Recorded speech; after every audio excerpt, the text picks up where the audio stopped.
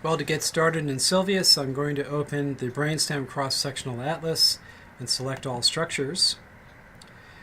And let's begin at the lumbar level of the spinal cord.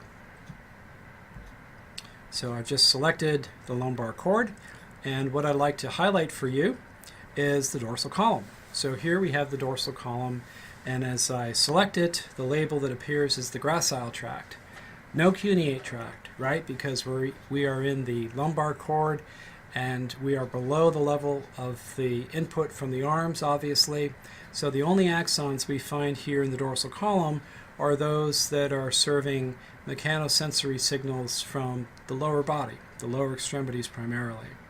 So if we now proceed to section higher up in the spinal cord, you'll notice that we are adding axons to the peripheral sides of this dorsal column region. So there are some unlabeled axons that are out here laterally.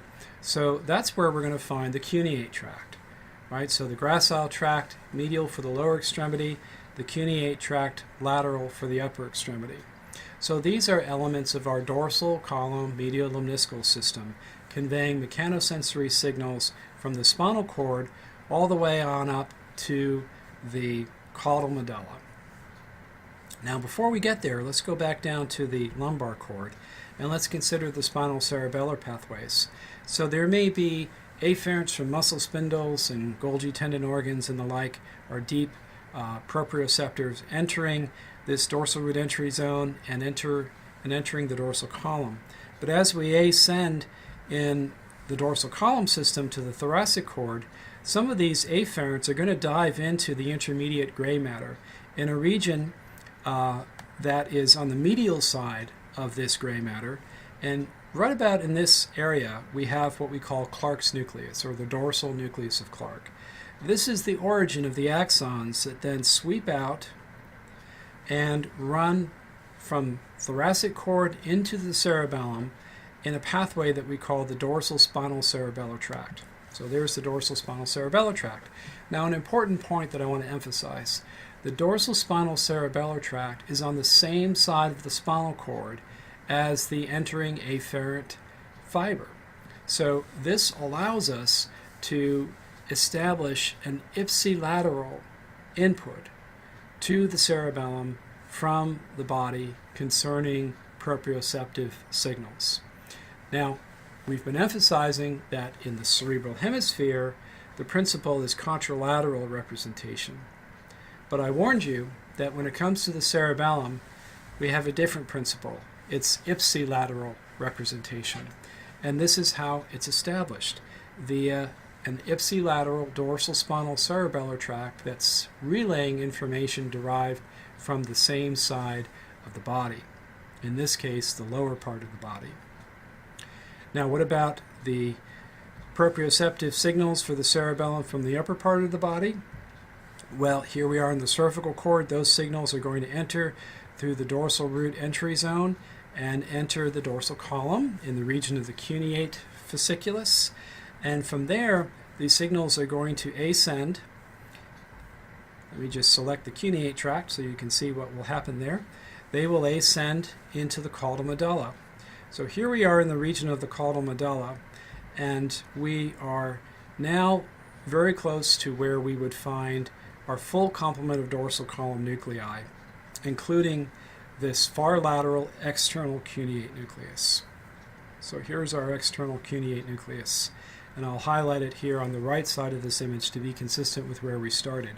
So this external cuneate nucleus that's in view here received input from the ipsilateral afferents concerning proprioceptions of the upper extremity. From here, this external cuneate nucleus is going to grow axons that will join up with those that are running right next to it from the dorsal spinal cerebellar tract. And eventually, we can follow that tract all the way into the cerebellum. And at some point, this tract begins to accumulate axons from the brainstem that are serving other purposes, and for that reason we no longer call it simply the dorsal spinal cerebellar tract, but rather we now begin to call it the inferior cerebellar peduncle. and that peduncle makes its way into the cerebellum, which is where we are now. Okay, now let's return to the dorsal columns of the spinal cord and consider again what happens in the dorsal column medial lemniscal pathway. Okay, so we sort of jumped ahead a little bit to the spinocerebellar pathway. Let's get back to the dorsal column medial lemniscal pathway. So here we have a tracts, the cuneate tract and the gracile tract, that are going to ascend in the dorsal column region of the spinal cord until they hit the caudal medulla. And what will happen is that a nucleus will be encountered essentially on top of this column of white matter. There's a gracile nucleus sitting on top of the gracile tract and a cuneate nucleus sitting on top of the cuneate tract.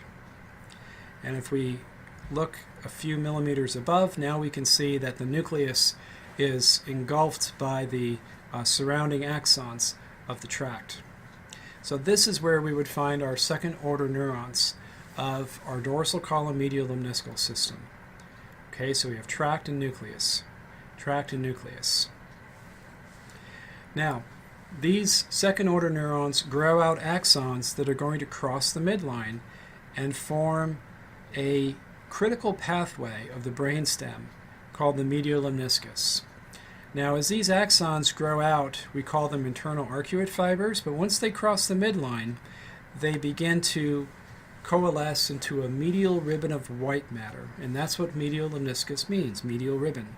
So now we can follow this medial lemniscus all the way up the brainstem. Here we are through the medulla, and at this level, the medial lemniscus is in the anterior and posterior axis of the brainstem. But as we rise through the pons, the anterior part of the medial lemniscus begins to move out laterally. It's as if this medial ribbon is beginning to twist. And as it twists,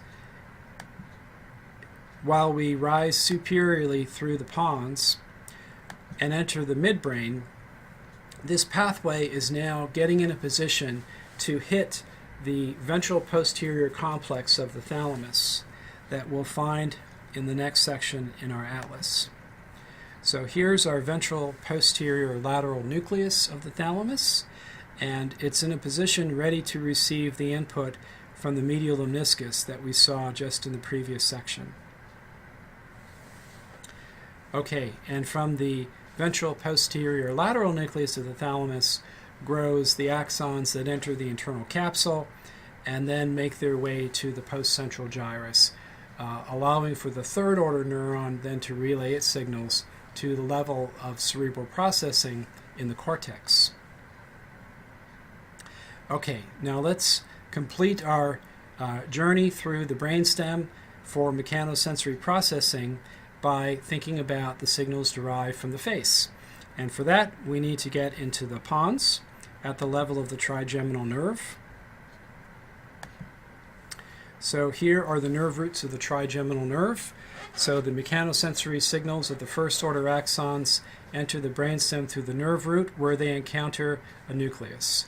So here's the chief sensory nucleus of the trigeminal complex.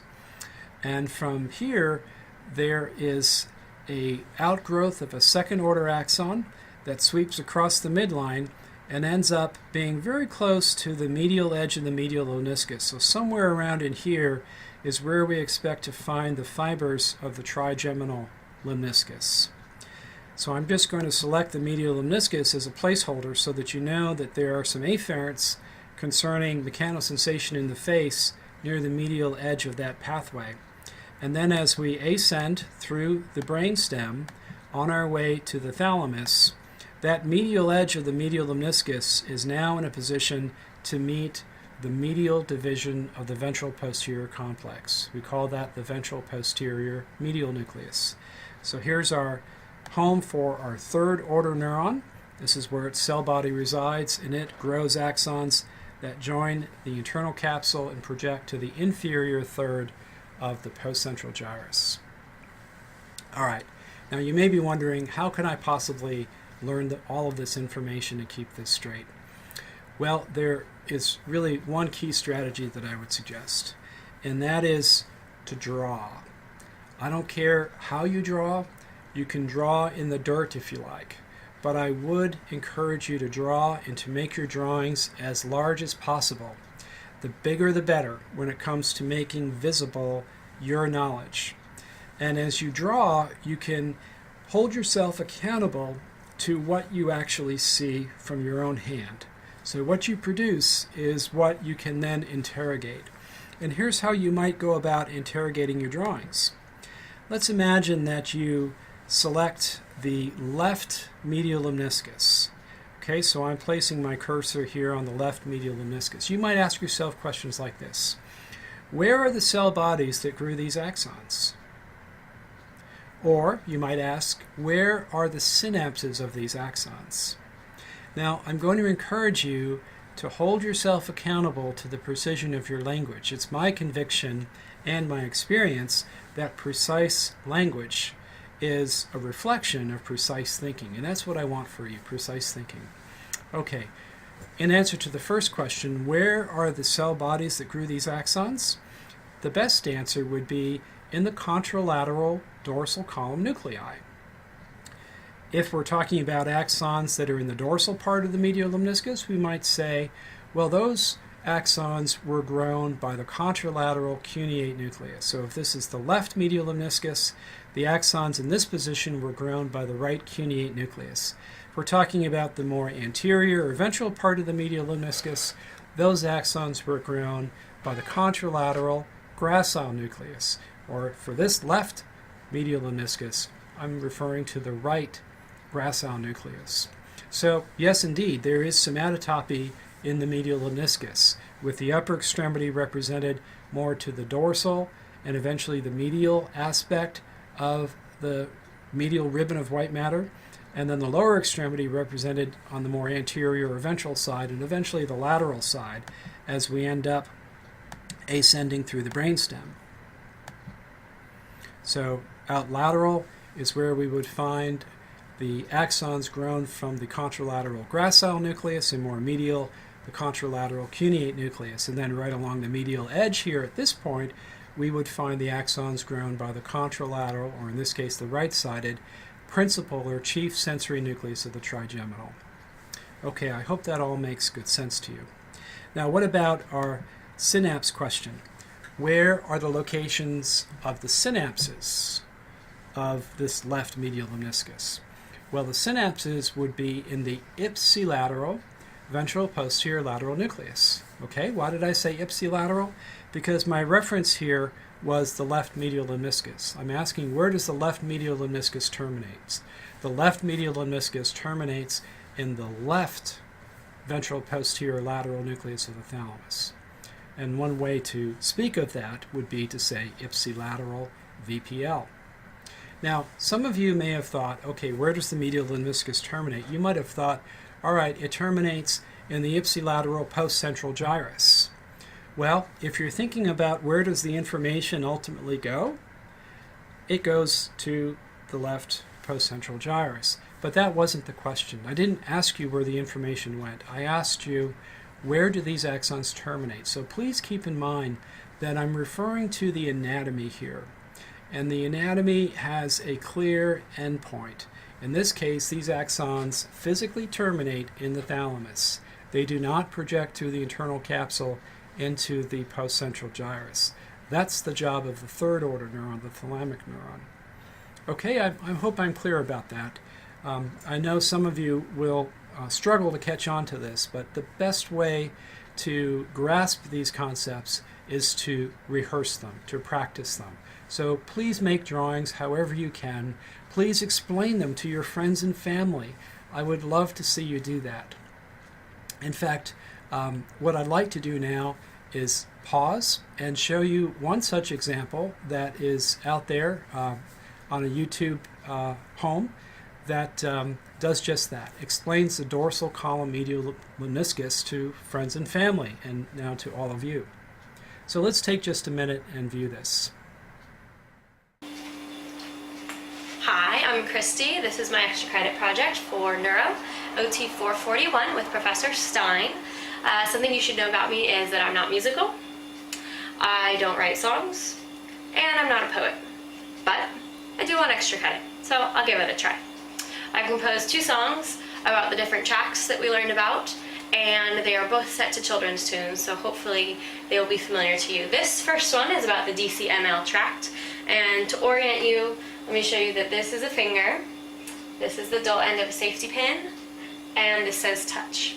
So we'll be discussing the touch of the dull end of a safety pin on the finger, and the magical journey that it takes, sending the information all the way up to the postcentral gyrus. So let's get started with the DCML tract, which is set to the tune of none other than the Itsy Bitsy Spider. Alright. The DCML tract can be confusing. The UEs are lateral, fasciculus cuneatus. The LEs are more medial, fasciculus gracilis. And the medial lemniscus is a tract of white matter. First order neuron goes in the dorsal root. Ipsilaterally projects up the dorsal column. Then it terminates in the medulla, where it lands in the nucleus matching the dorsal column. Second order neuron starts in the medulla. Decussates and ascends via the medial lemniscus up through the cerebrum into the thalamus, where the VPL of the thalamus serves as its last stop.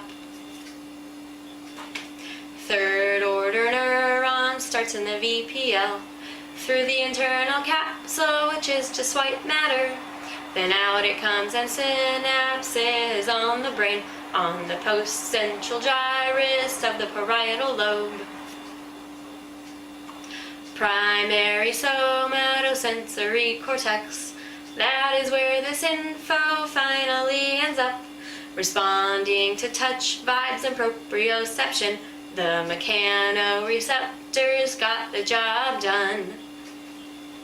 DCML. Well, I think that's fantastic. I'm sure many of you can do the same and even better. But I do thank our friend for being bold enough to put this video and make this available for all of us to see.